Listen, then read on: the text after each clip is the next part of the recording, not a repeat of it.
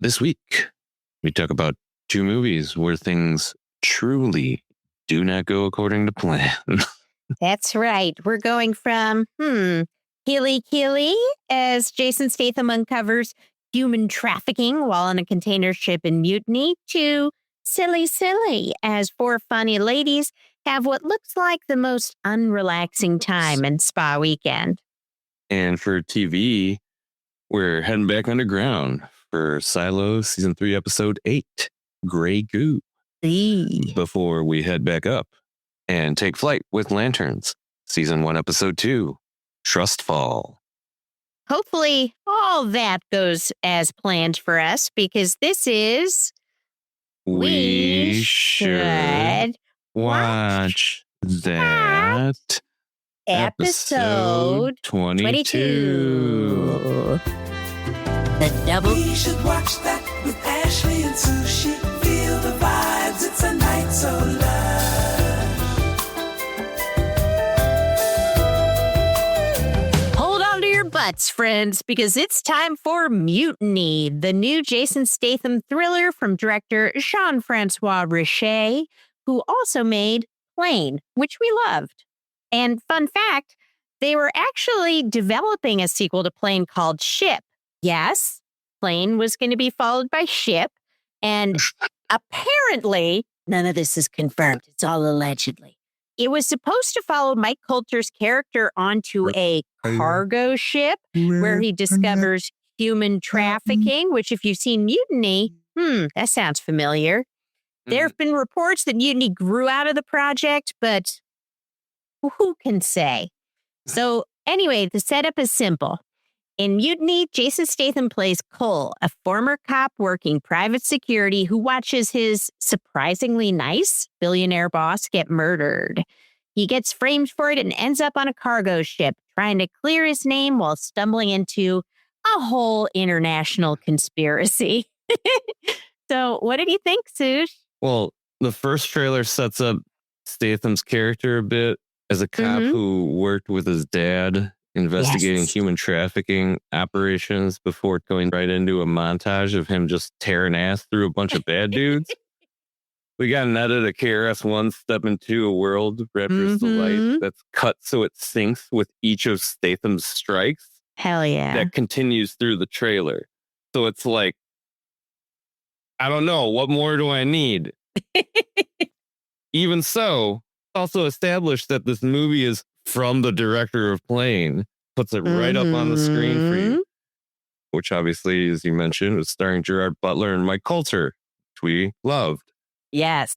To me, that meant this was a safe bet as far as the action was concerned. It's almost like this trailer wants to really drive that point home because after a really quick introduction of a couple other characters, one of which we assume is the big bad of the movie, we return to another montage of action scenes, escalating in intensity to close out. Is it one of Statham's more complex characters? Absolutely not. But did it have some of the most intense bloody fight scenes we've seen him in lately? Yeah. Absolutely, yeah. I mean, I didn't even really need the second trailer. It's basically a shorter cut. We also see the woman from the first trailer fighting off some bad guys with a knife. Overall, I don't know if it's because of the shorter length or because it really was intended to be, but we seem to get an even more violent trailer than the first. Regardless, given that Ashley and I are both huge Jason Statham fans, Hell yeah. there really wasn't too much that would have kept us from seeing this. Oh, yeah. Yeah, and also there really wasn't much that they needed to do in order to get us to see it. So, now having seen this movie, I definitely don't feel like I got a wildly different movie than expected. As I mentioned earlier, Jean-Francois Richet, who also directed Plane, and I was surprised to discover also directed the 2005 Assault on Precinct 13 remake with right. Ethan Hawke and Lawrence Fishburne. Also directed this. He's known for making movies with heroes that usually have some type of ex-military or law enforcement background, but have led either secretive and or morally questionable lives since, that are the only ones apparently capable of dealing with the stopping or uncovering of some type of secret plot led by some corrupt government or corporate entity, typically taking place within confined settings. Oh, man. That is literally what this movie is. Yeah. Yeah. And it's all set up in the trailer. Uh-huh. Dude with a law enforcement background disappeared for a bit. He ends up uncovering some human trafficking plot that's taking place on this container ship. While I didn't think the writing nor direction were all that bad, I do think that it was very much a straightforward vehicle for Jason Statham's hand-to-hand and gunfight scenes. Mm-hmm.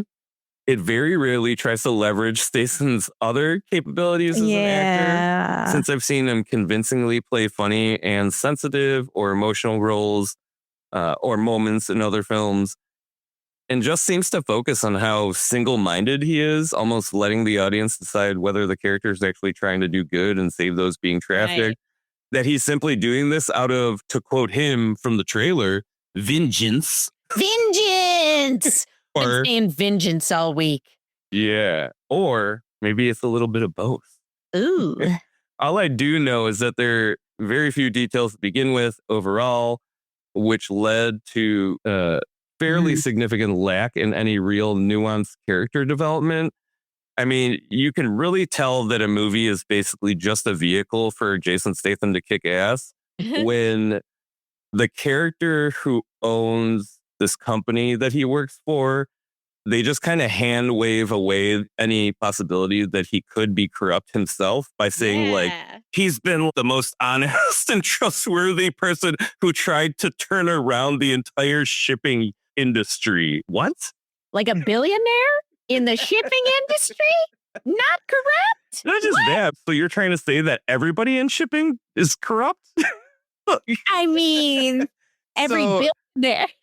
I don't know. It's just obviously there's a lot of this movie that points at it just being a vehicle for Statham. Yeah, for sure. Luckily, that makes my discussion regarding the cast fairly short, right? Obviously, as I mentioned, this is a Jason Statham ass-kicking vehicle of a movie.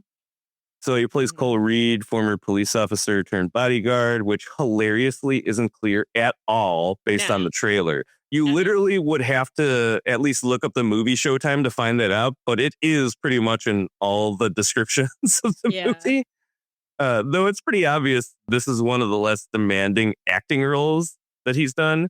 I do think he went all out with the fight choreography, especially the violence and use of found objects in the fights. And it at least seems like this movie could have been more physically demanding than some of his others. So that was interesting and cool, I guess, for him. Annabelle Wallace is Angie Ellis. She's basically the only ally Cole has once he's on the ship where the majority of the movie takes place. I didn't recognize her, but after looking her up, it seems like this has been one of her only leading roles. Oh. But she has at least been in supporting roles for a few major studio films, like 2017's The Mummy, starring Tom Cruise. Oh. And more recently, Mercy, starring Chris Pratt and Rebecca Ferguson. Oh, no way. Yeah.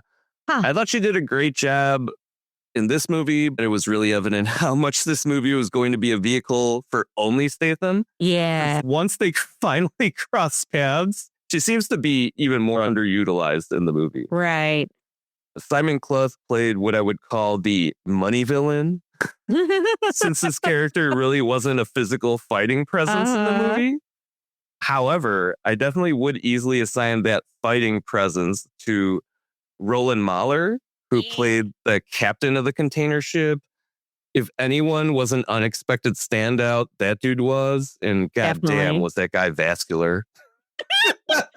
Just pointing out the whole movie. Straight popping out of his arms, man. It's just too hard to ignore as somebody who was really into fitness for a while. Oh, my God. Let's move into probably the strongest aspects in the movie, which I think were the overall design. Obviously, at the top of the list, fight choreography and cinematography. I remember even when I saw the trailer, the fighting just seemed that much more visceral and impactful than a lot of other fight scenes I've seen him in. All of it feels really grounded in realism. I honestly couldn't pick out any use of CGI. I didn't feel like there was any use of wires or any other tools or techniques that they usually apply to action to kind of exaggerate things. Mm-hmm.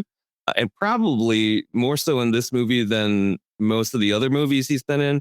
I really think there was good attention to detail as far as the makeup effects, gore type stuff, because there's not really a lot of that other movies he's been in. But there's a lot of serious wounding happening in this movie. It's pretty crazy, but it looks good. Next, I really think the set design is probably the second most significant aspect as far as design went in the movie. The claustrophobic feel of a lot of the areas on the ship were great. I also like how the design of the ship, the parts and the different rooms do kind of integrate smoothly with the pace of the story and the action. So I thought that was cool. And along the same line as fighting with found objects, I really appreciate a lot of the fighting also involved use of their immediate surrounding environment. Yeah. Like things you would find in the exact areas that they happen to be in. So beyond that, sound and music, while not as upfront as in the trailer, was still solid. There's no doubt that we got a pretty classic action movie score that supports a lot of the intense fight scenes. But I also appreciated that there was some consideration made as far as catering the score to more tense or emotional scenes within the movie. Moving on to my ratings, I gave this a 4 for enjoyment and a 3 for quality. Okay. Even though I didn't find this movie more enjoyable than other Statham movies I've seen, I really feel my still high enjoyment score weighed heavily on the fight choreography and cinematography. Beyond that, I also thought the close quarters layout of the container ship added that claustrophobic feel that really introduced some unpredictability to things. Love Statham and the other actors creeping through these narrow staircases and hallways, leveraging different physical features of the boat and their fighting. The story is pretty light and fairly predictable, and the movie is pretty void of any humor, intentional or not. So I don't feel like viewers get to take a break from the intensity, whether it be a moment of action or suspense, which I think the plot pretty steadily switches between that last bit. I think led to my quality score being lower. Not necessarily because I feel like movies like this always need to be original or have lightness or humor, but because I just feel like the general consensus is that most well-made movies with Statham as a lead typically try to leverage his ability to come off a bit cocky or overconfident. This movie, he was just a serious guy on a mission, which is fine, but it's definitely nothing new. Also, with the exception of some moments involving the U.S. Navy, most of the other characters were only there to be stoic hero or villains or victims, including the other leads. I don't personally have a problem with movies like this that are essentially a vehicle to watch Statham beat a bunch of bad dudes into submission, which I think is evident based on my enjoyment rating. But when the other leads feel as disposable as they did in this movie, and everyone seems like a derivative character that I feel like I could probably pick out of other Statham movies, then I really don't have any excuse to not pull back on the quality score a bit. If the action in this movie delivered something new and innovative, I might have been able to keep from doing so. But I think with the movie being void of any real humor, it was just difficult to find any consistently better than average aspects of the movie beyond just the action. Right. As for related recommendations, I'm just going to stick with another Jean-Francois Richet directed movie that we mentioned during the review, Plane. Starring Gerard Butler and Mike Coulter. I think we even reviewed it, right? We sure did as a part of January. Right. It was the kickoff to January. So, yeah, same sort of intensity in that movie, though I think with Butler and Coulter both being in it, there's definitely some added humor, both intentional and unintentional. But still the same type of intense action as in this movie. I also want to mention, like you were saying, this movie, I guess a lot of people consider the spiritual successor to Plane, since we're not going to ever get the actual ship movie, it sounds like. But I believe that it fits with the theory, I guess. It totally works for me. So, yeah, what did you think of Mutiny? Man, I was so excited about Mutiny. And walking out of the theater, I was like, hell yeah, that was awesome. I have to admit, though, the longer I started thinking about it for our discussion, I was like, wait a minute, what happened? Like, who are those people? Whoa. I could tell you exactly what happened. We spent 95 minutes, less obviously some credits and stuff, just watching Statham mercilessly beat the crap out of people. Yeah. It really was crazy comparatively to a lot of stuff that he's been in. It really was. It was all the non-fighting was a little fuzzy on it. Well, it's crazy because I think even both of the trailers were both red bands. When I was rewatching the trailers for this review, I was like, holy shit, they definitely red banded all this stuff. I mean, the promotion for this movie across the board has been so good. The trailers were spectacular. They were so violent, so good. Then you've got them doing 100-foot inflatable Jason Statham sitting on a container ship going down the Thames. I love how you also introduced that. It's so great. And you told me about New York, I believe. They had a setup where there was a stand that said, press this button for mutiny. Then they had a stunt team come out. They've done all these amazing things. Yeah. I do wish the movie itself was a little more innovative, but I think that Lionsgate's done such a great job with it. Marketing, I admire it. I feel like Lionsgate puts out a lot of, for lack of a better word, junk that we love. Uh-huh. So they can put out some real gems, but I'll even take the crap, dude. I'm cool with the crap. Basically, like, you know how some people are really into Wendy's, even though it's fast food, they would really just eat anything at Wendy's. It doesn't matter. They might be one of those people who's really offended by being asked to eat at McDonald's or Burger King. Oh, but Wendy's, God, for some reason, stands differently. I feel like that's like what you get with Lionsgate. Lionsgate can give me crap. It's kind of the same with A24 a little bit too. You can put out complete garbage and I'll at least watch it. Call it garbage afterwards, but I'll still watch it. Mm-hmm. Oh, man. Oh, Rambo was a Lionsgate film. Yeah, I know that. Damn, I didn't know that. This is exactly why I say things. Wow. Sush, I knew that I liked them, but I didn't know they were. And it's like Lionsgate. Anything that Lionsgate did not actually produce, a lot of their distribution of older films are those types of movies. So they know their audience. I highly doubt that these guys have to do any real market research. Oh, they just got us. They're like, we got them. Oh my God. This movie. Okay. The biggest reason this movie works is because of the fighting and that fucking boat. They actually, they really shot this on an actual 30-year-old feeder ship. And it looks incredible. I mean, you've got engineering rooms, tons of ladders and stairwells and corridors. Of course, the shipping containers, the machinery and the open deck. Oh, my God.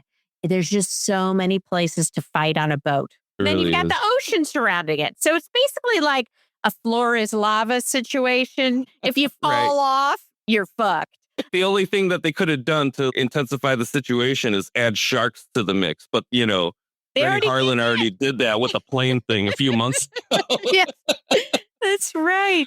Oh, my God. And all the fights take great advantage of it. One of my favorites really does. You've got Statham getting attacked between shipping containers. He looks around for something to use, and obviously we're on a boat. So there's one of those hook things. I don't know what it's for. It's boat stuff.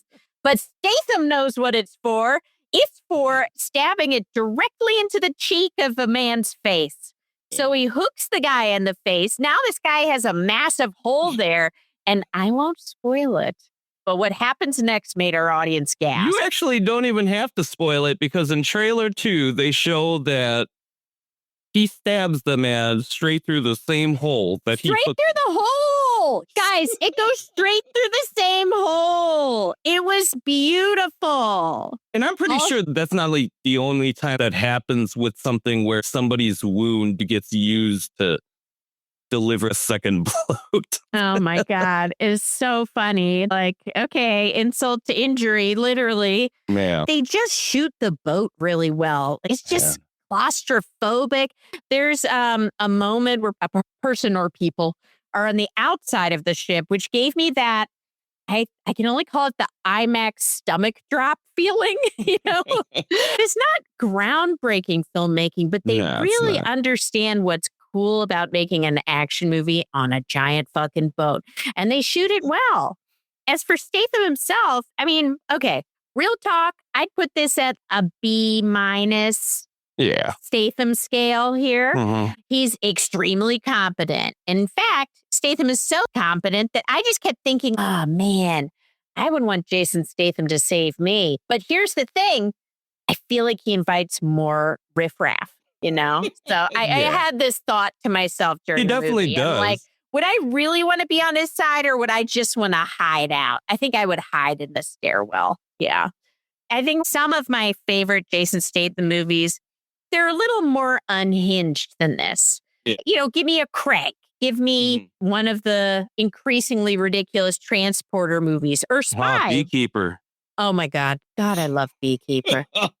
He's got to protect the hive. It's so good. Here, he's just playing it mostly straight, which he's great at. We love him. He's great at it. But I could have used a little extra charm or weirdness. It's not his fault, though. I feel like it's literally no. It is nothing the to movie. do. It's the script. The moment that I noticed it really was when I realized, and this is going to sound horrible, that I did not care about any of the trafficking happening in this movie.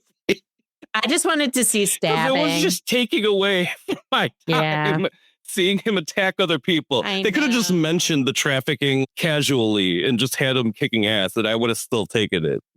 I was just excited to be like, what part of the boat are they going to fight on next? And I really liked how they utilized the sound on the boat because I'll tell you what, boats sound pretty loud. Got characters wearing protective ear coverings where they have to use a radio to communicate to each other. I'm like, well, that's clever. They just really knew how to use the environment. I think where the movie, it could use a little oomph would be in the script, just because they don't really do much in terms of character development. Like Cole, he was a cop. His dad was a cop. He plays chess. Hey, 3 characteristics, baby. That's all we need. I forgot about that part. Yes. Yep, chess. Villains aren't super memorable. I will agree with you, though. I really liked the captain of the ship, that Danish actor. He was uncharacteristically good for throwaway, I think. Yeah, he doesn't have a massive amount of lines. A lot of it's the physicality, and he's just very intimidating. He's got some good fights, though. I did think that it was interesting that they actually had him fight. You see it in the trailer. One of the fights is in it.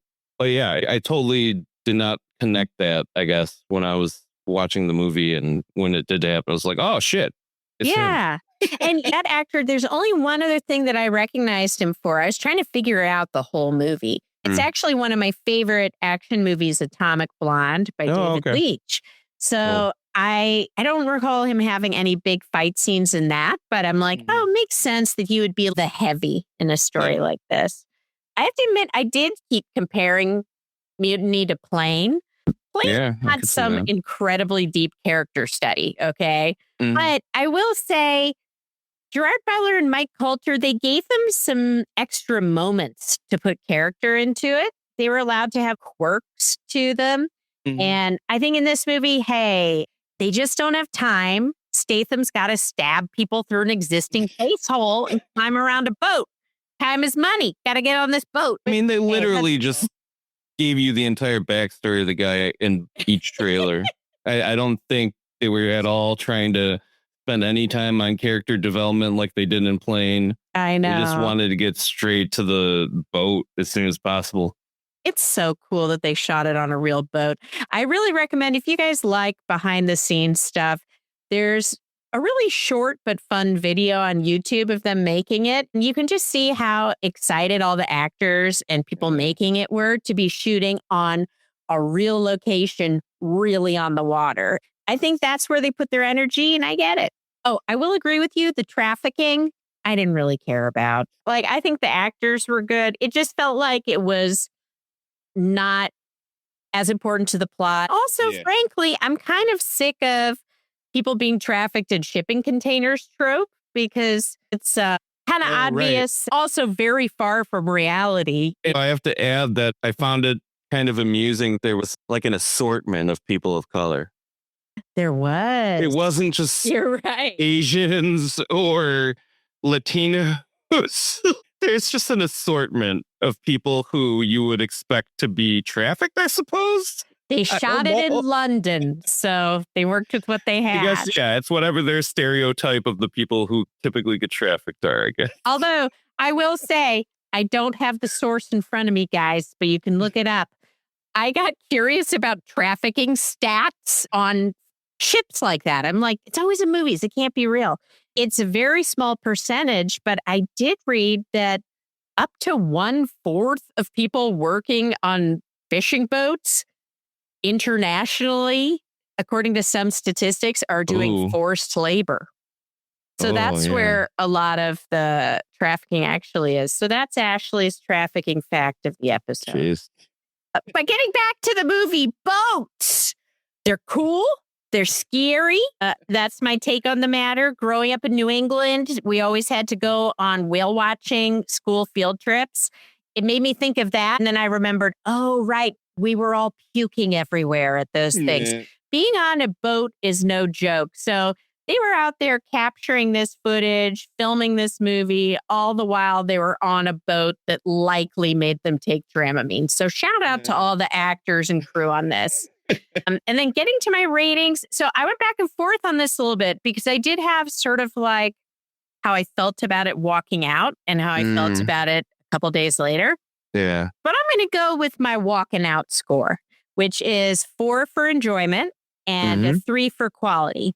I was a little disappointed the quality wasn't higher. Wish I loved it. But what are you going to do? I'm going to tell you what you're going to do. Ooh, you're going to save that love that you wanted to give to this movie, and you're going to give it to Jason Statham Stole My Bike once that comes. Oh, my God. Guys, have you heard of this? 87 North is producing it. David Leitch from the John Wick and all the good movies. And it's real. It's real. They're making a movie about him stealing a bike. Yeah. Punch Palace Productions, Statham's production company is also involved in it. It's on their slate. I checked it today. So, yeah, it's real. It's happened. I wonder if he'll stab anyone in a hole in that movie. I don't know, man. Isn't there supposed to be kids involved in it? Probably less of that. Oh, shit. Okay, no, never mind. I feel bad I said it. But I don't know. Because he also does some pretty aggressive stuff in Transporter 2. And I know there's a kid in, like 80% of that movie. So that's true, indeed. Whatever. Oh, man. Mutiny. Vengeance. Vengeance! Oh, and by the way, speaking of Statham, if you're into the guy, then you might want to stick around and check out the what we're watching next segment. Because we got pretty big announcement. Yeah. No big deal, but, pretty big deal. Yeah. Yeah. It'll be cool. Yeah. Well, our next movie should ostensibly be more relaxing than Mutiny, but we'll get to that later. Yeah, right. Spa Weekend is the latest from John Lucas and Scott Moore, a.k.a. the guys behind The Hangover and Bad Moms. So clearly they know their way around a raunchy ensemble comedy at this point. It stars Isla Fisher, Leslie Mann, Anna Faris, and Michelle Buteau as 4 lifelong friends. 3 of them head to Palm Springs for a much-needed spa getaway, only for their train wreck 4th friend to crash the trip. And as you can imagine, things do not remain particularly relaxing from there. So, Sush, tell me what you thought of Spa Weekend. I'm sure it's no surprise to any of our longer term listeners that we on occasion intentionally select movies that seem to have awful trailers. A lot of the time, it's for movies that look unintentionally funny.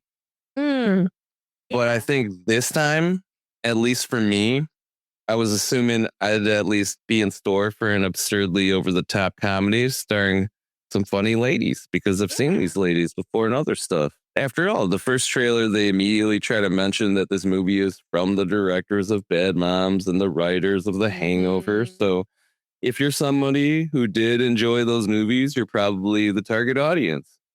I myself enjoyed Bad Moms and The Hangover, probably the latter more than the former. So I figured if this movie were at least as good as Bad Moms, I'd have a good time. After all, it did seem like another movie where the guys in the movie are kind of insufferable and or incapable idiots that have driven the woman, our leads, to the point of exhaustion that they need a spa weekend, I guess, which is cool.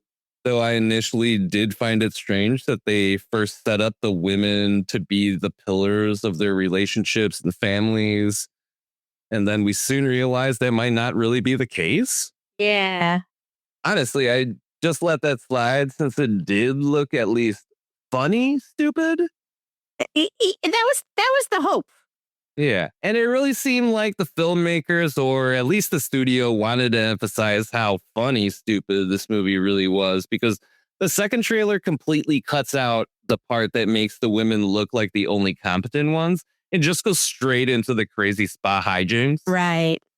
Still, I wasn't that deterred and figured that I'd probably see it if I didn't have anything else in mind. So when we finally got to last weekend, and honestly, we were more focused on making sure we were seeing Mutiny than anything. It was all about the mutiny this week. Yeah. We also didn't have plans to see anything other than that. I think this just ended up being the default because we remembered it. Seeing the movie, man, I honestly wanted to enjoy it, but it just felt like a lazy version of a better movie that they've already Lazy version of even a worse movie. Yeah, I honestly did not think the movie would be as off-putting as it ended up being. Mm-hmm. First off, while I typically like our four funny lady leads in most of the other movies I've seen them in, for this movie, I honestly either felt like they weren't developed enough for me to really care about them as much as the story seemed to call for, or even worse, they were just seriously unlikable for some reason. Yeah. Isla Fisher is Mel. Her character is just the messy friend of the group. I honestly don't think they cared to characterize her as anything beyond that, since she's the only out of the core four that doesn't get an establishing scene before turning up at the spa. I think her character would be fine in most situations, but in this movie, it seems like none of the friends seem legitimately happy to see her. I mean, Michelle Buteau's character, Coco, she pretty much straight up hates her. Yeah.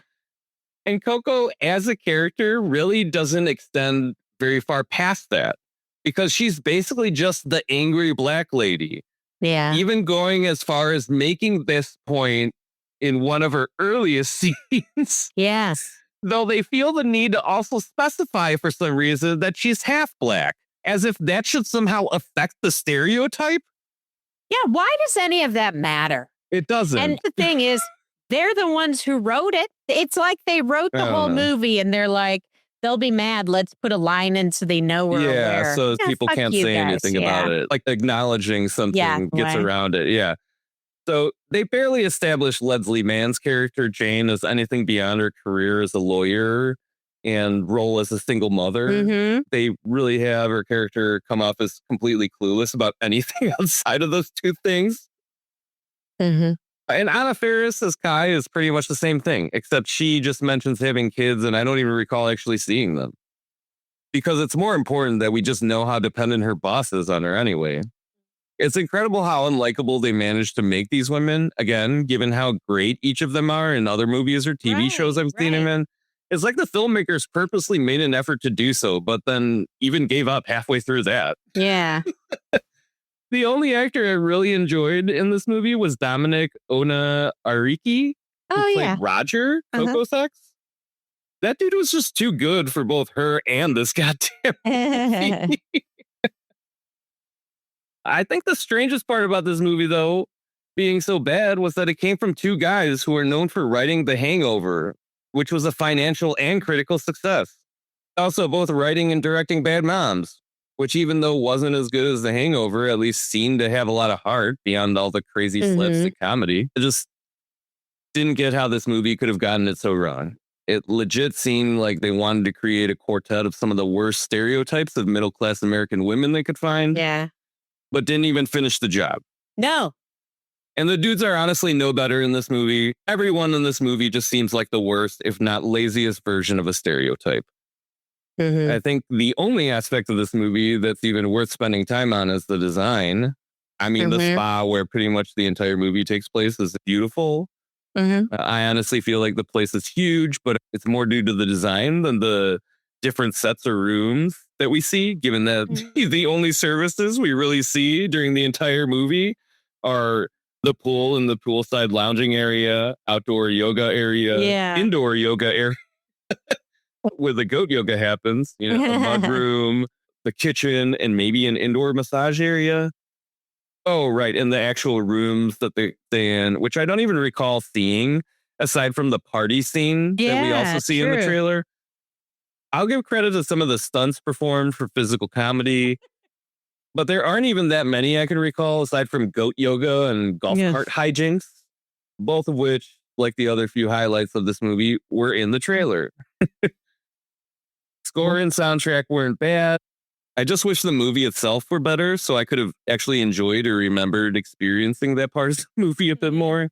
I think the soundtrack worked for the notably crazy moments in the movie because the songs they picked paired well with what was going on. But aside from that, I can't really recall any of it having much impact, though that could unfortunately just be due to how much I progressively dislike this movie the further I got through it. Going into my ratings, I gave this a 2 for enjoyment and a 1.5 for quality.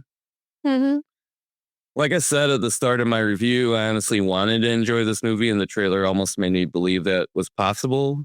But seeing the movie, I realized how hard it almost was to keep things that made the movie so dislikable out of the trailer.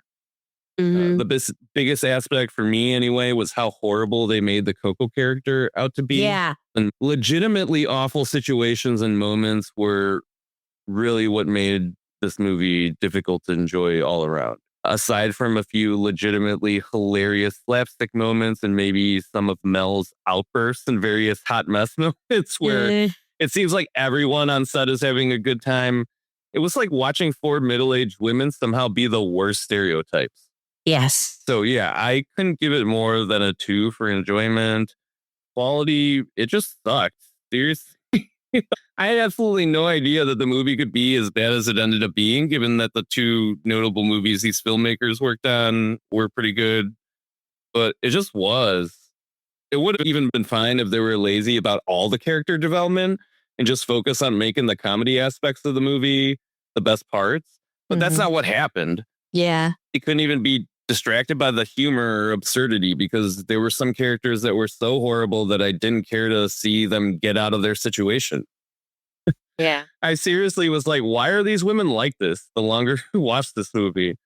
So I'm just glad that by the time I made it to the credits, or at least outtakes, that made it seem like the actors had fun. As far as related recommendations go, I'm going to suggest an actual good movie about only 2 friends, one of them also being kind of a mess, but definitely way more fun and kinder with characterization, which would be One of Them Days. Oh, hell yeah. I was Sorry, one of our too. favorites. Yeah. Keke Palmer and SZA. No spas, but a much stronger friend bond and just better overall writing, in my opinion. But yeah, check that one out if you want to see something with your lady friends where it's silly, crazy. Check that one out. Don't see this movie. Don't see this movie. Please don't. I mean, I usually don't really care if people end up seeing movies that we don't really like, but this one I really feel like it's a disservice to society to spread stuff like this. So, sometimes, though, you want to be angry. There's that. I don't know. Maybe. What'd you think? Oh, my God. This movie. I just kept thinking about how last week we talked about a stoner comedy that made me cry about friendship. Yes. Okay. This week, we're talking about a movie about friendship that made me angry. I hated this movie. Yeah. And that's not something, well, I say privately all the time, but I'm not going to say publicly about most things.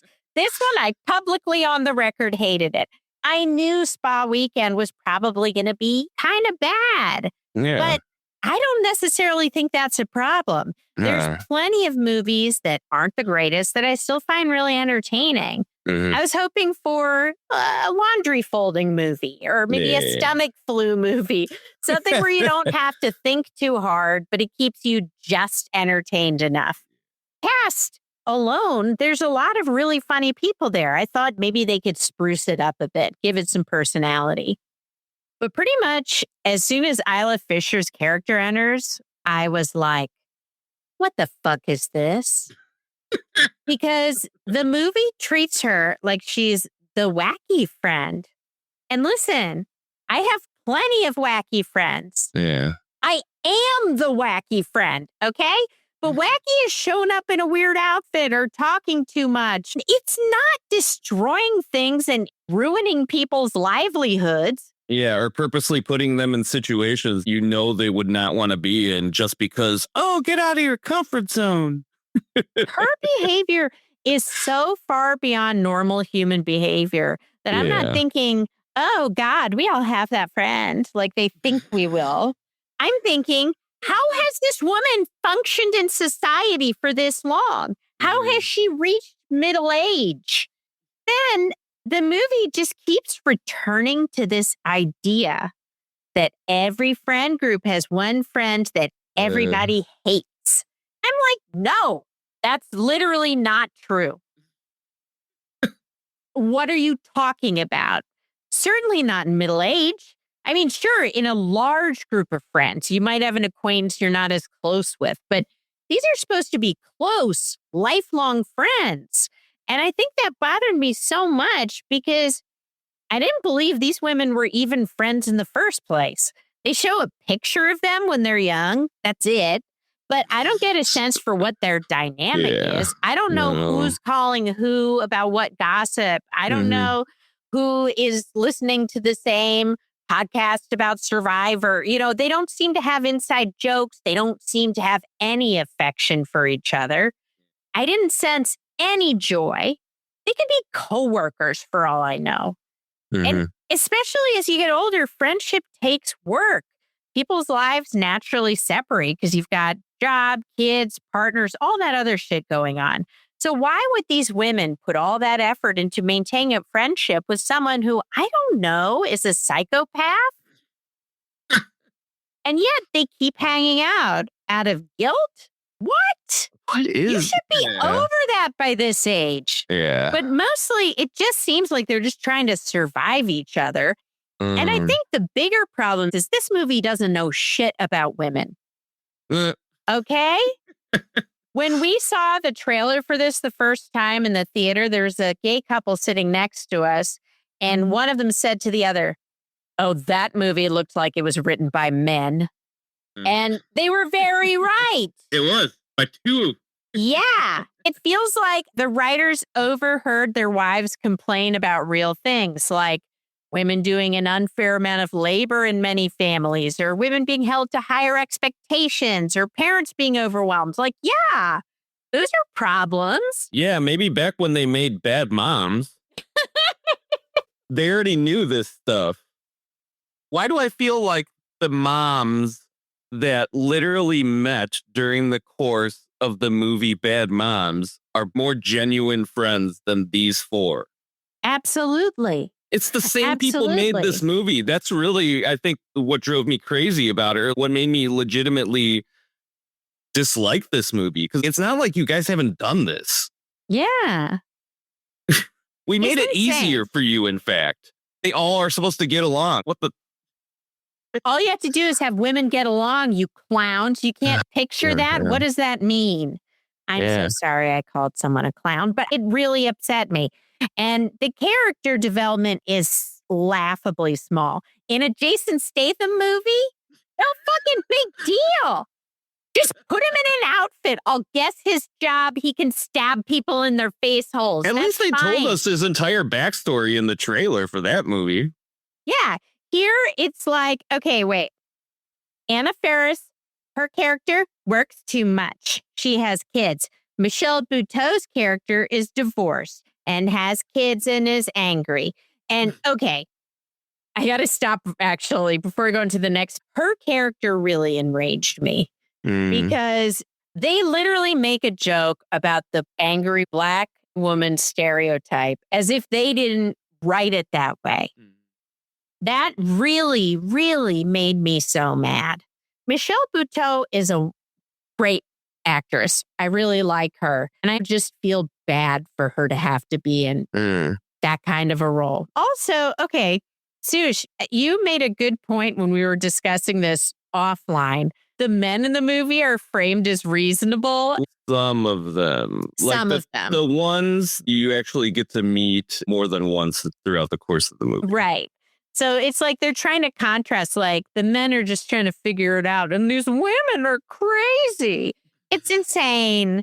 Even Leslie Mann's little romance with the yoga instructor annoyed me because she meets this man. Then he basically makes her feel bad. She's busy and can't see him again like the next day. Sir, you just met her yesterday. I'm sorry she doesn't have enough time to clear up her schedule. Sorry she can't accommodate your 20-something-year-old schedule or whatever.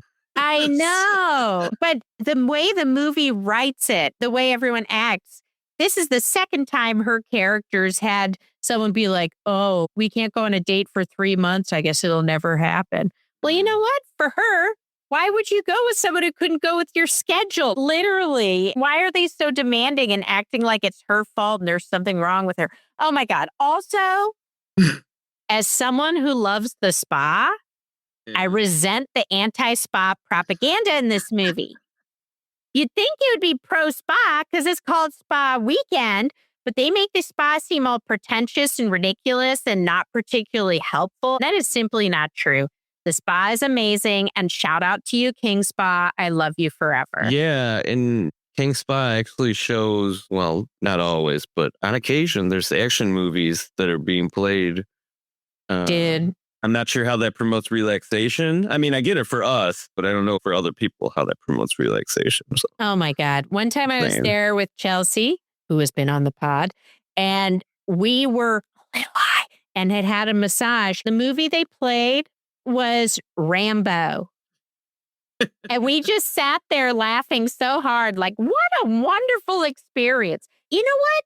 That was less jarring than this movie. This movie, oh my God. You know what? And another movie I compared this to is Summer Camp. Okay. It's an old ladies gone wild movie with Kathy Bates and a bunch of other great gals. That movie, it was stupid as well. But I loved it because it was watchable underneath this ridiculous premise. They had real friendship and rapport and they supported each other. They wanted good things for each other. I mean, these women didn't seem to like each other, let alone be friends. Okay. And lastly, do not tell me you're making a movie about the pressures women face, then write the women like this, okay? You're going to tell me this movie is about friendship and these people could be strangers? What is this? Yeah. And here's what's even worse. My fear is that this movie gets bad reviews, nobody watches it, and someone at a studio says, well, I guess people don't want movies about middle-aged women and female friendships. We do, dude. Just don't write women like this. Yeah. So don't see this. Go see The Wrong Girls twice.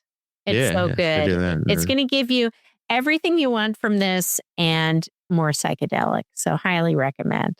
Oh, but for my ratings here, 1 and 1. This is a piece of dog shit. I hate it. Damn. I know that every once in a while you get aggressive about a movie, but I really agree with you on this one. Yeah. You know what? I actually was generous by doing 1 and 1. I was going to give it double 0.5. And you know why I personally felt offended by this as a child of a single mother, having the single mom role stereotyped in such a way that you don't have any room for anything else. Sure, that may be true, But do you want to promote that? They don't even have interest. They don't watch TV. They don't that's read what books. I mean. You don't want to promote that idea. If anything, that just creates that situation and it makes it the norm. And it causes their kids to start thinking that they're that way. So I don't know. I get that this movie was trying to be funny, but I just feel like the lack of care put into it ended up causing it to be maybe even harmful.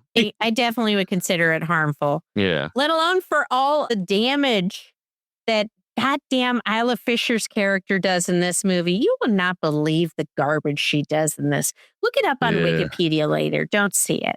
Yeah, I don't see it. Okay, TV next. That'll be better. We bury ourselves underground with the mole people. Oh, yeah. Let's go. I want to burrow away from this piece of shit movie. I'm so sorry. There's talented people involved, but you know what it is. Yeah.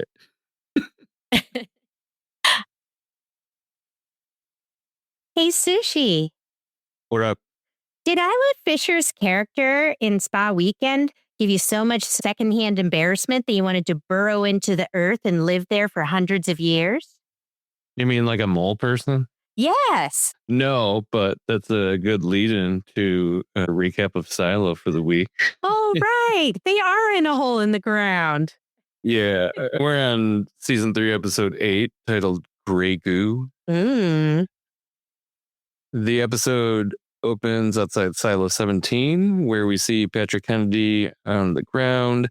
Suddenly, he awakens and begins running towards Lucas Kyle, who is conscious, but unfortunately wounded.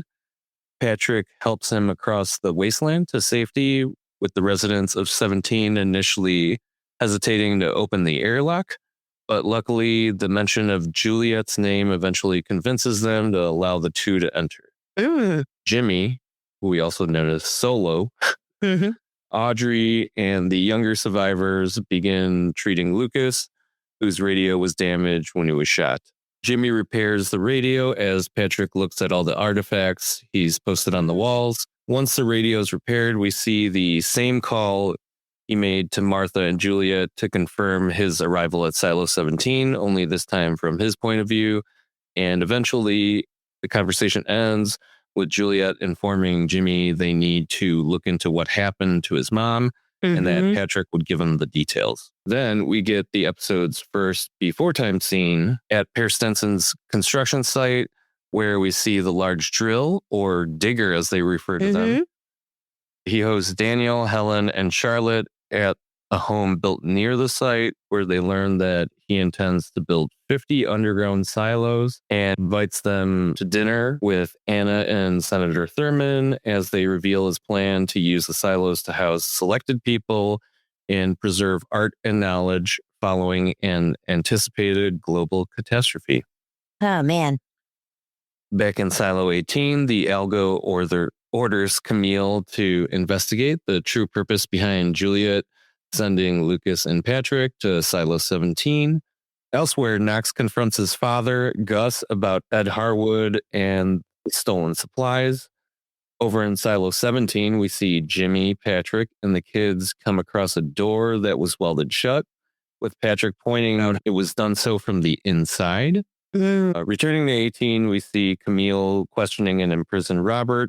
He refuses to betray Juliet's mission and is actually able to seemingly regain the upper hand by convincingly arguing that there simply couldn't be an ulterior motive, given attempting anything beyond rescue would potentially endanger those children's lives. Yeah.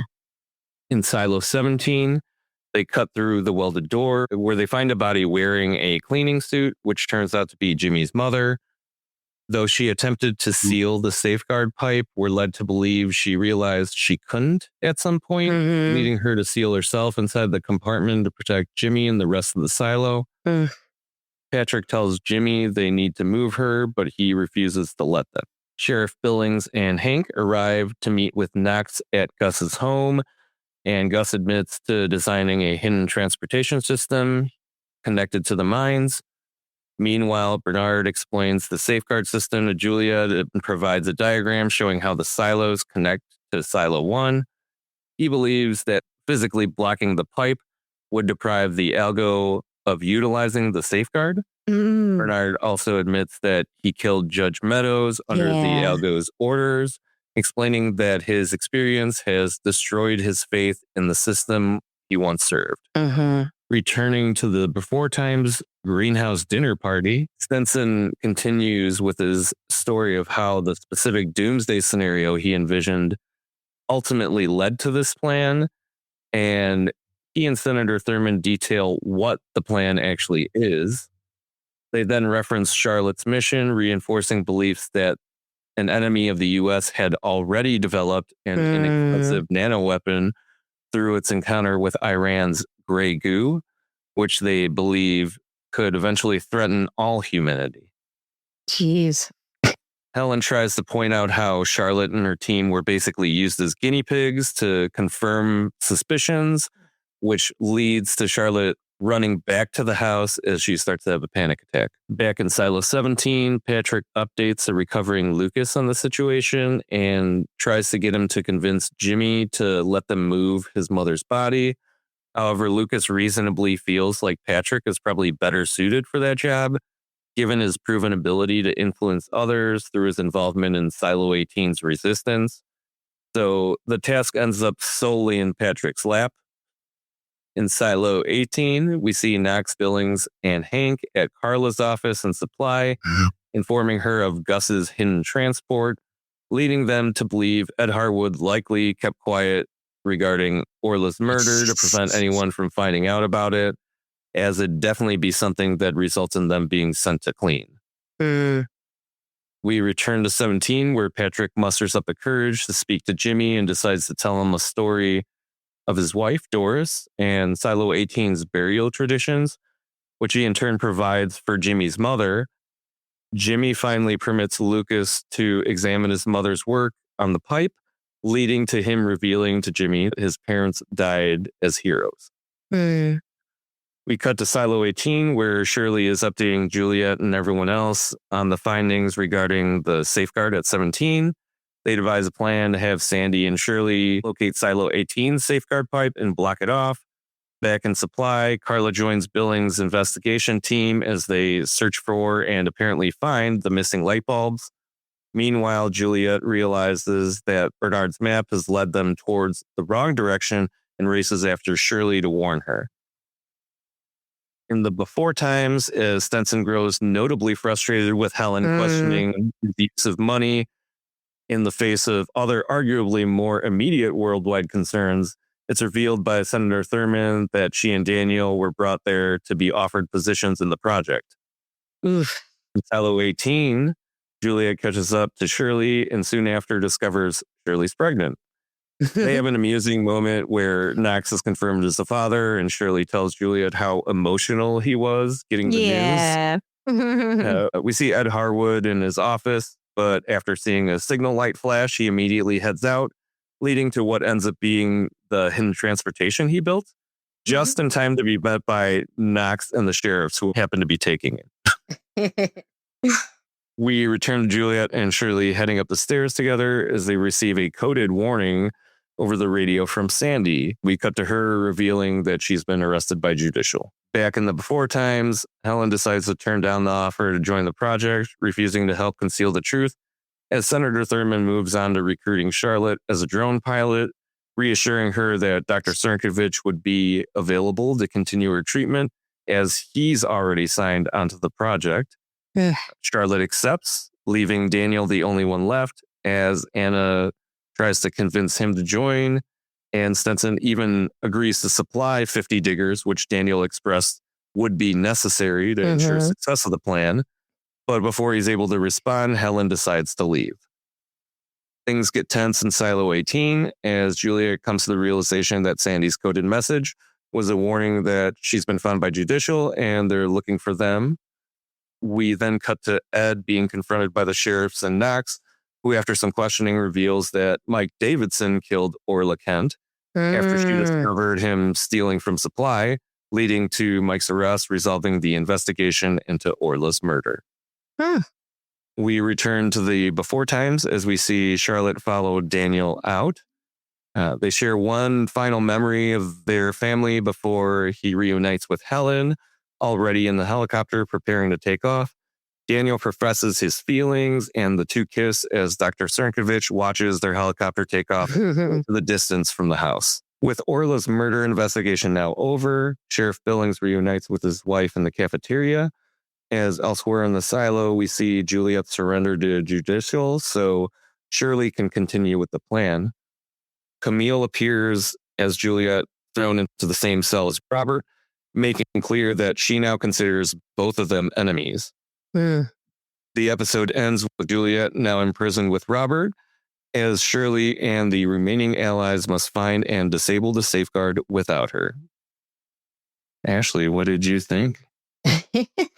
I really liked this episode. It's cool. We're starting to see some of the mentality that eventually creates the silo as we know it, where these people are so convinced that the world is a danger and the stakes are so high that they're willing to do basically anything that they think is for the greater good. And I think that moment really crystallized for me when Daniel confronting Per Stinson about the way they brought him to the meeting. Like, hey, when we were on our way here, we thought we were going to die. We thought you were driving us to our deaths. Per's response is essentially, good. You needed to feel that way so you'd understand how important this is. Oh, okay. Because if you're willing to make someone genuinely fear for their life just to get them to see things your way, then what else are you going to do? And, you know, obviously we've seen how the silo turns out, so we know where this is headed. Weirdly, that made me think about Bernard, because we see he talks about how much he regrets killing the judge. The algorithm told him death was necessary, or basically everyone in the silo would die. And he believed it. But now he knows it's not true. So I'm starting to wonder, man, is that really almost the modus operandi of the algorithm? Does it just automatically, when it doesn't get its way, tell people the whole silo is going to die? It's like this really evil way of controlling people. And I think I'm starting to understand Bernard a little more, because you actually see why someone like him was chosen for the job. He's incredibly intelligent. And he's extremely manipulative, but also he never really questioned the basic premise of what he was being told. He could almost manipulate himself into believing that what he was doing was right. He talks about that and about questioning it. Granted, the man had to be lit on fire and almost die to get there, but that's progress, I guess. Yeah. Then, oh my gosh, when Juliet tells him, I hate not hating you, I was like, yes, that's how I've been feeling about Bernard this whole season. Like, I still don't trust this man at all. But unfortunately, I do understand a bit more now. Yeah. Oh my God. On a completely different emotional level, I loved Patrick Kennedy in this episode. I was really moved, that part where they needed to move Jimmy's mom's body. And Jimmy does not want to let them. Kennedy, he just innately understands telling him, we need this right now, just telling him what to do, that's not going to work. Jimmy's an adult man, but emotionally, he's basically a kid who just lost his parents and has had nobody there to help him process it. Right. So Kennedy meets him where he is. He tells Jimmy how they honor the dead in Silo 18, promises they'll give his mother a beautiful ceremony where he can pay tribute to her and say goodbye. He helps Jimmy understand that his mother died protecting him and everyone else. Yeah. And it's cool because it's incredibly compassionate, but it's also really smart in getting him what he wants. I like that because it's one of those situations where Lucas brings it up. Yeah, Patrick did get a bunch of people to join the resistance. So he obviously knows how to talk to people, even though he comes off as kind of a dick. But, yeah, he's kind of ornery. You know, there's got to be something, not only because he was able to recruit people, but I mean, he was married. So you would his wife sounds like a pretty reasonable lady. How would she end up with a guy like that if there's not something redeemable, some aspect of his personality that is likable? You know, it's interesting. When they were talking about his wife in previous episodes, I was like, why do they keep talking about the wife? What's her involvement? Thinking it was going to be some plot development out of it. But instead, I think it was for us to see an emotional journey that he goes on. Yeah. Because when we first are seeing him this season, he's just so shut down and ornery and disagreeable. And you get to see where he would have warmth in his life with his wife. And here we get to see it manifest. So it's a nice progression of his character. For sure. Oh my God. Then there's whatever the hell is going on with Charlotte and Anna. Because at this point, they gotta be in a relationship. The looks these two are giving each other are not casual at all. Anna gets very protective when Charlotte's upset and has the panic attack. And when Charlotte is deciding whether to join the Silo project, she looks at her brother first, but then she has this long stare with Anna, who looks so emotional. So I don't necessarily think Charlotte knew her mission was bait. And I definitely don't think she knows what the silos are eventually going to become. But I feel like she must have a relationship with Anna and trust her. It's weird because she lost her memory and apparently been trying to work on regaining that. When exactly would they have met? Did they know each other from before the memory loss? And now it's just part of the memories that Dr. Sirkovich was able to restore? Or is this something new that, I don't know, maybe just because she has access to Charlotte, maybe she's been around whenever Daniel hasn't been in the process. There's it's just weird. It is. I mean, I think of everything going into the next episode. I wouldn't think finding out the relationship dynamic between these two ladies would be the thing I was most looking forward to. But it is because I'm just so curious. Yeah, it's crazy. And when they get Charlotte to join, they get her to join the project to be a drone pilot. Hold on, because in the quote present of the show, we just learned that drones are monitoring the area around the silos.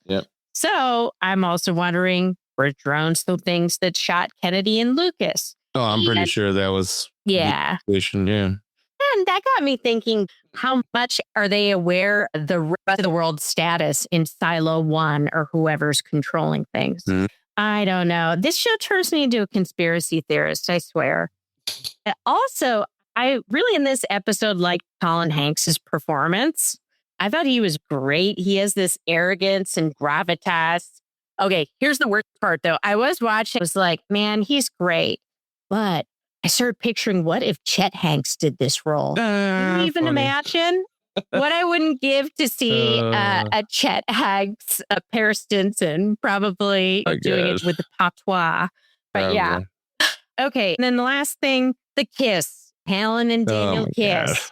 So early on, I was thinking there was something there. And you won me over with your Helen's way too good for this guy point of view. It was more, I don't care for them to have something. It's not that I couldn't see them going towards that. Like, what else are they going to do? They've paired these two people together on this journey, dealing with all these consequences together. So there's no way that this isn't heading in that direction. I just didn't want it to go there because I really didn't think that he was cool enough.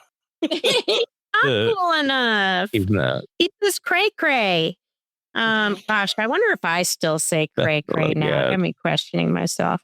The other thing that I thought is, in this world where everything is so manipulated, it probably isn't the wisest thing to be kissing on a helicopter that Paris Stinson owns, where the pilot's going to see it. Now they know you're connected. Now they've got another way to manipulate you. But they already got his sister, so they're. I know. Yeah, I also loved Ed Harwood's whole thing. The way he described wanting to steal the light bulbs made me think of when people hoarded toilet paper during COVID. Right. Oh, he's like, I think there was going to be a rebellion, so I needed all the light bulbs. Yeah. Funny. I thought it was a really interesting episode. I'm curious what you thought about it. What do you think? Well, I love the shot in the before times where the team approaches the drill or the digger, as they call it. Daniel just looks up at it and you get this shot showing how massive the thing is before cutting to the opening credits. It's crazy. Yeah. Like, okay, shit. That's certainly a way to start an episode. Show us some scale. But yeah, while I feel that the before time scenes in this episode felt considerably less of a waste of time compared to those over the previous two, I personally just hate the before times ending we got with Daniel and Helen kissing, like you were saying when you were talking about the episode. Mhm. I just think Helen is too cool for Daniel. Yeah. I mean, goddamn, girl. At least go for the real Seth Meyers instead of this knockoff. Oh if my you're God. gonna actually go through with it. Yeah, come on. As far as the Silo stuff goes, I love the scene with Knox showing up at his dad's door. Oh, And yeah. then culminating with Knox being like, how does it taste? Before jacking him so hard in the face that he knocks the boot on his ass. Like, nice. Hell yeah. As somebody with some deadbeat dad issues myself, oh man, that seems like it would be fun. Also, it's so crazy how much of a turn Robert Sims has had on the show. I God know. damn, man. Who is Within a few he? episodes, it slowly revealed how much he really is an ally of Juliet's, Mm-hmm. with them both kind of sharing the same core beliefs that people should be able to exist and have the right to know what the hell is going on in the world. But yeah, I think the most interesting aspect of Robert's character arc for me is that they were able to make him so immediately believable True. that we truly felt he was the person he claimed to be by tying it all back to him prioritizing his own family above everyone else. Right. Yeah. And that's Yeah. something you can absolutely believe, even taking into account the sketchy shit that he's done previously. Right. The motivation is there, but I like how they build on that positively with him realizing his beliefs do align with Juliet's. I just love that in this episode, even while being imprisoned, he's willing to really lay it out for Camille in a way where I, even as a viewer, knowing the real reason why Juliet sent Lucas and Patrick to 17, still believed him. He makes such an impassioned speech like, how could you believe So it's anything good. but the kids? They can't guarantee anything but the kids. Anything else happening will immediately be noticeable. I thought that was great. Speaking of Lucas and Patrick, I'm glad we found out Lucas was going to be okay, even though he did Yeah. get shot. Mm-hmm. This was the episode where we learned whoever is behind the algo likely utilizes drones. Since Charlotte was offered a job to pilot them in the before time scenes, I'm fairly certain that's what Lucas was shot by, since it would explain the buzzing noise prior to the gunfire. I also like how, even though a good part of this episode is showing us the events taking place during the same time from a different point of view, with everything going on at 17, I really like how it wasn't simply a whole episode spent doing just that. And we kind of layer on the next part of what develops in 18 on top of it and take it from there. I like that structurally.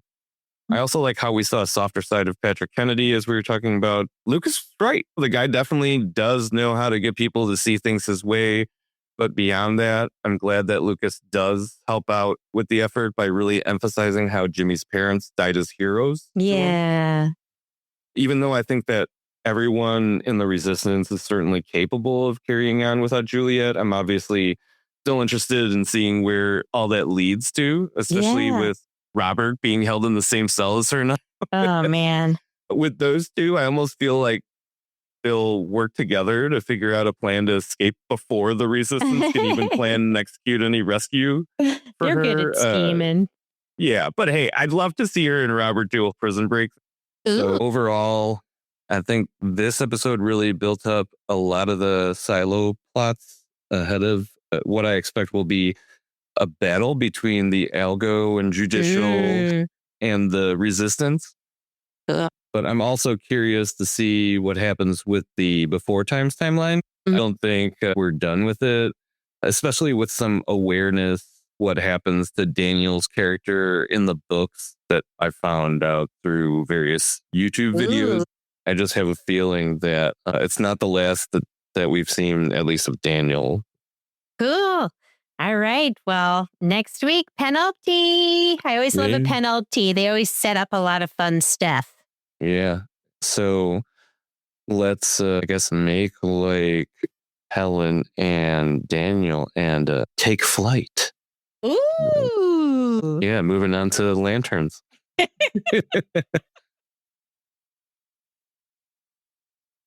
All right. So, Lanterns, we're on episode 2, titled Trust Fall. We open in 2016 again, shortly after the deadly shooting at Rushville's football field. Hal wakes John with a bucket of water and follows up with a half-assed attempt training John to fly.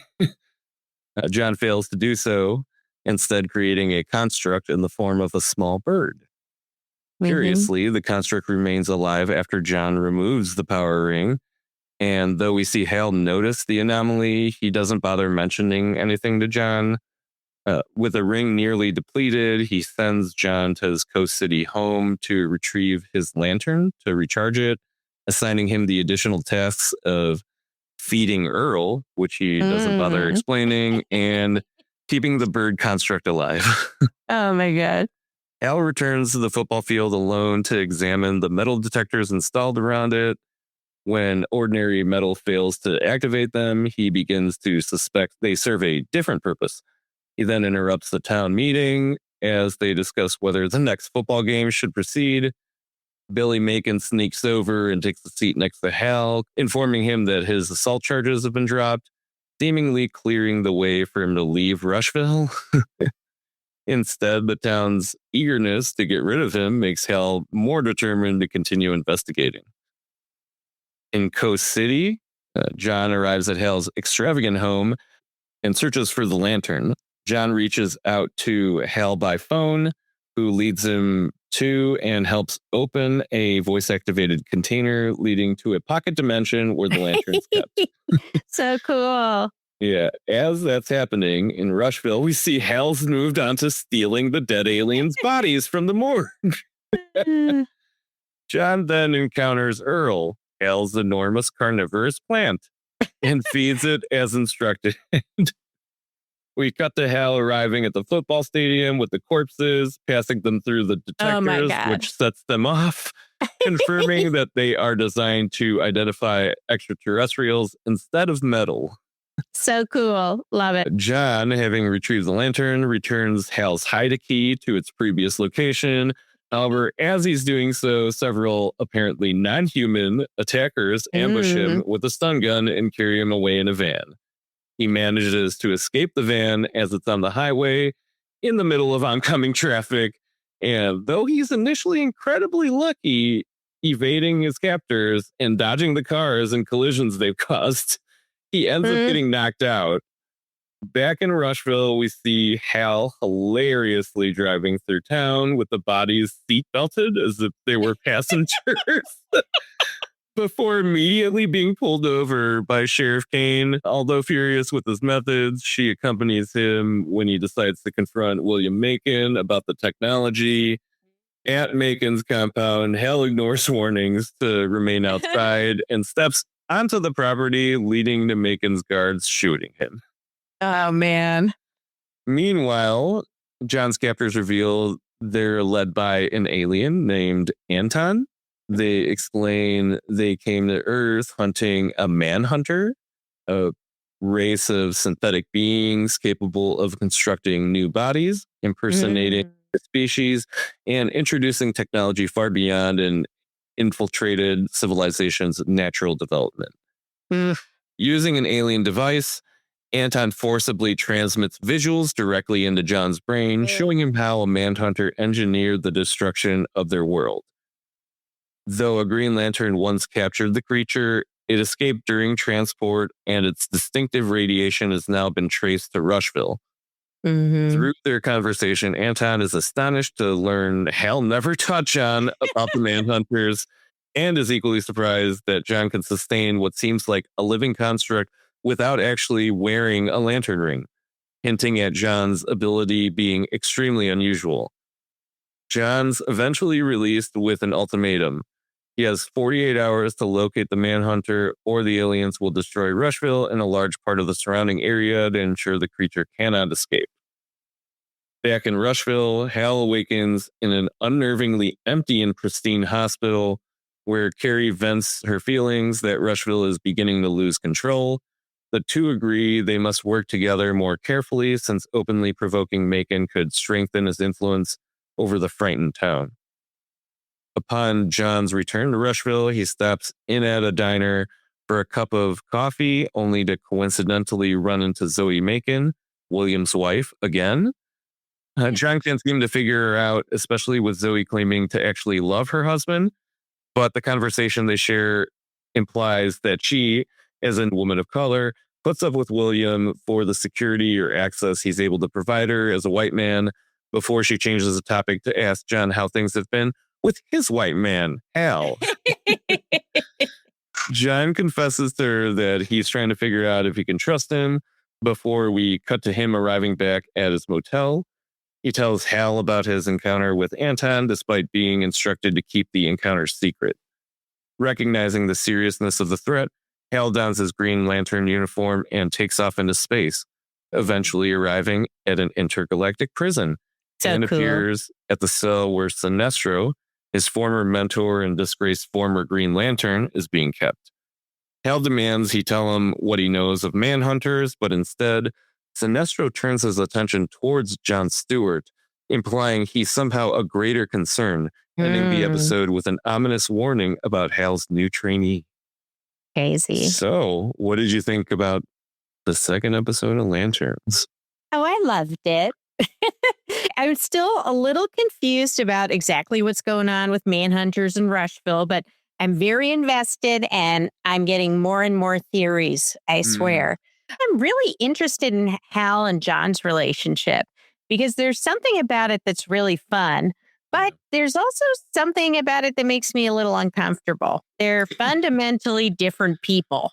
John is rigid and by the book and spent his whole life working incredibly hard and being told, especially by his dad, that he has to work harder than everyone else, prove himself. Then you've got Hal, who literally was just handed a Green Lantern ring one day and seems to operate almost entirely on instinct. That contrast can be really funny. Hal basically tells John, okay, time to fly. Just think about flying. And John tries, accidentally manifests this green bird. Then they discover the ring is out of juice. Like, okay, great lesson, Hal. Thanks. But there's also times where Hal's dismissiveness towards John really bothers me. It doesn't give him information, makes him figure things out on his own, making him do kind of menial things. I think he's doing it to just get him out of the way while he's trying to investigate. I think that's exactly what he's trying to do. Busy, yeah, but I don't think it's being received that way. Even all of that aside, I think John's starting to like Hal despite himself because aliens kidnap him and tell him, hey, there's a genocidal robot thing hiding somewhere in Rushville that could look like anyone. Don't tell anybody. When he gets back, you see him really thinking about whether he's going to tell Hal. But then he does. He decides to put his trust, like the title of the episode. Wasn't it Trust Fall? Yeah. So that's a pretty big leap of faith. Oh, also, there's something about Hal that I love, which is watching someone who gives no fucks is sort of fantasy fulfillment for me sometimes. Like, we've all had situations where you know exactly what needs to be done, but there's some stupid rule or person in the way, and Hal just ignores it. Like, oh, I think those are metal detectors detect aliens. No one's going to do anything. Let me just go steal some alien corpses. This guy gets things done. That was amazing. That whole bit killed me. Then him driving around with the dead aliens in the back. Oh, my God. Getting pulled over by Carrie like it's just a normal day. Yeah. I love it. Also, Hal's confidence in confronting Macon. He's so confident it doesn't occur to him that he would get shot, but he does. And I'm sorry he's injured, but that was hilarious and opens up what I think is one of the freakiest things of this episode, that the hospital has no other people there, essentially. It's so bizarre, so eerie. That got me into all kinds of theories. Like, how is it that they don't get injured or don't go to the hospital? Maybe the people of the town are protecting the Manhunter and they get immortality. I don't know. I could not stop thinking about it. All the Manhunter stuff was pretty powerful. Great performances, both from the actors playing the aliens and obviously with our lead, Jon Stewart. They did such a great job showing how affected they were by the Manhunter. It was great because it gives you a sense for how formidable this creature's going to be and how evil he's going to be once we meet him. Overall, great episode. And okay, returning to my predictions based on absolutely no Green Lantern knowledge from last episode. Number one, my theory about John's mom dying when he was young. It's still standing. I sort of feel like the green bird could be connected because when Hal asked him, hey, you just manifested that out of nowhere. It must be part of something powerful and personal to you. John is just like, don't worry about it, and brushes it off. Yeah, weird. So I feel like there's something there. And then two, that something traumatic happened to Hal within the last 10 years. Well, now we know he took down Sinestro after his whole thing. So he's had a lot going on as the Green Lantern. Yeah. And then three, all right, my theory that Billy's parents are aliens. I don't know about that one, but something is clearly going on considering that they look so young for how old they must be to have Billy as their child, and that there's no one in the hospital. Something weird's going on here. Yeah.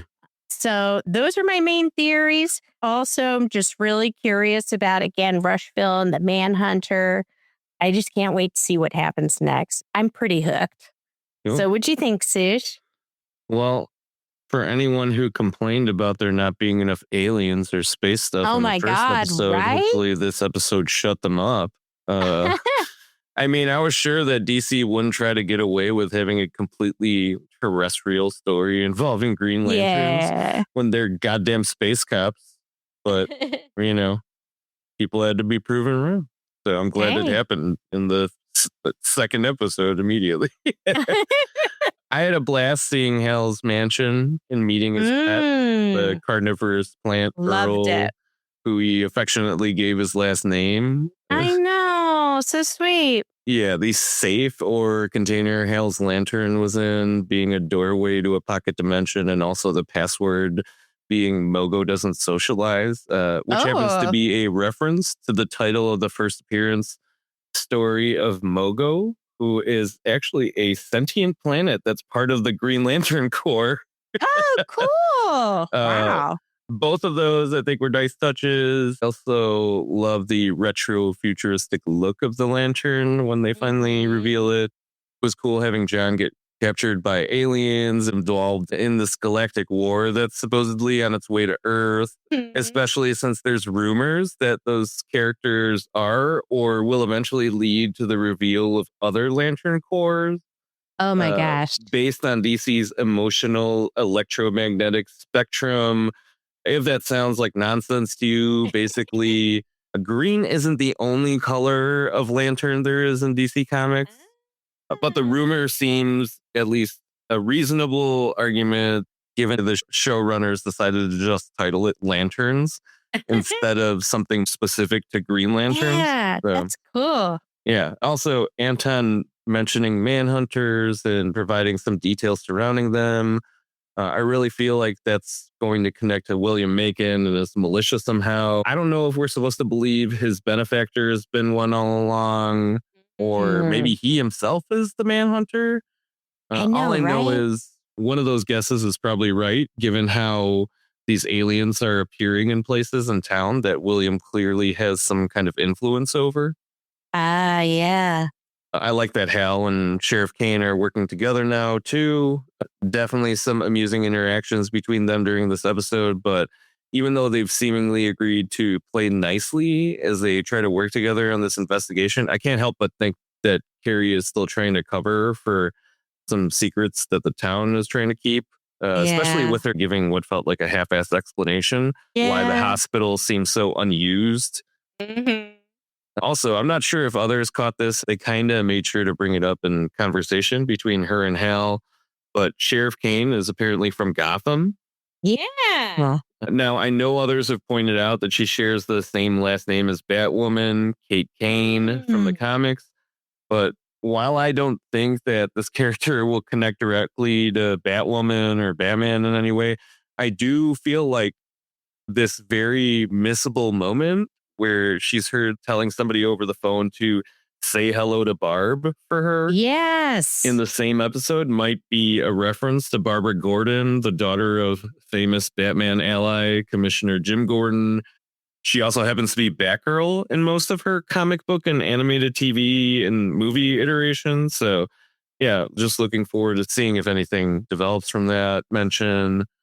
The last part of the episode that I want to highlight, obviously Hal taking off to a space prison to Oh my God. ask Yeah. who else but Sinestro about Manhunters. But even more crazy than that was Sinestro implying that somehow John is a greater concern and potentially a threat. I don't know if he means to him or to Hal personally. I have no idea what it's supposed to mean, though I don't think it's a surprise that we're being shown how capable John is as a Green Lantern, even without actually being in possession of a ring. Yeah. Overall, I really like that we're connecting the show to more comic book lore, though. That's cool. For now, admittedly, a lot of the things I'm looking forward to might just end up being rumors that don't pan out. I know. I like the rumors and the theories. Yeah, I think a part of me does feel like it's a pretty big ask for the general HBO audience to buy into this rainbow space coalition of superhero beings powered by colored emotional rings. After only, the live action Green Lantern movie that was received so poorly by many. Right. Oh, but man. I guess I should take into account how far we've gotten into space stuff over in the MCU. So, hey, maybe general audiences, or at least the subsection of general audiences that seems to enjoy and are able to make sense of the more comics-based detail that regular readers have gotten used to over the years, find characters and stories similar to those over in DC now in offerings like this. As somebody who grew up as a kid and teenager with pretty much only cartoons taking on comic book IPs, it's always amazing to see how much of a risk Hollywood studios have come to accept when adapting characters and or stories and lore from the comics. So, yeah, really looking forward to what else comes from the show, mostly because I'm just interested in seeing how far they're willing to take it. Yeah, it's great hearing your perspective as a comic book fan, because I'm coming in with basically no knowledge and I'm getting so much out of it. It's great that it's serving, I guess, both sides of the audience of people who watch DC stuff. So awesome. Ashley. Yeah? What are we watching next? Oh my God. There's literally too many to choose from that look interesting. Okay, we've got Buddy, we've got It Ends, The Dog Stars, Coyote versus Acme, Colony, Idiots, maybe even Legend of the White Dragon. Wow. Yeah. We're going to have to do a randomizer to figure out what we're going to watch. I know. I can't decide. It's crazy. And TV is also kind of crazy because we're on season 3's penultimate episode for Silo. Awesome. Yeah, and we're also moving on to the 3rd episode of the first season of Lanterns. Man, today on Apple TV, Dark Matter is also coming back for its 2nd season. Oh my God. Yeah, just too much stuff going on. Too much stuff. But as we mentioned before, we have a special announcement. Next week, we will be kicking off our next special month-long segment and celebration. This time, we'll be celebrating Statham Timber. Statham Timber. Yeah, month-long celebration of Jason Statham, who, we just reviewed his movie today, so. Yes. Good lead into Statham Timber, I suppose. Yay. Well, thanks so much for listening, guys. We really appreciate you taking the time to hang out with us. And make sure to subscribe, rate, and review. Positive. Like how Ashley was totally positive that no friend group made of women would ever put up with someone like Isla Fisher's character in Spa Weekend. She should be in jail for what she's done. Yeah. But other than that, make sure to follow us on social media. Vengeance. TikTok, Instagram, Facebook. Vengeance. Other than that, we'll check you next week. Bye, guys. Yeah, thanks for tuning in. See ya. Right. In the air, Engines. friendships touch. Movies and delights will share so much. Let's enjoy this side. Oh!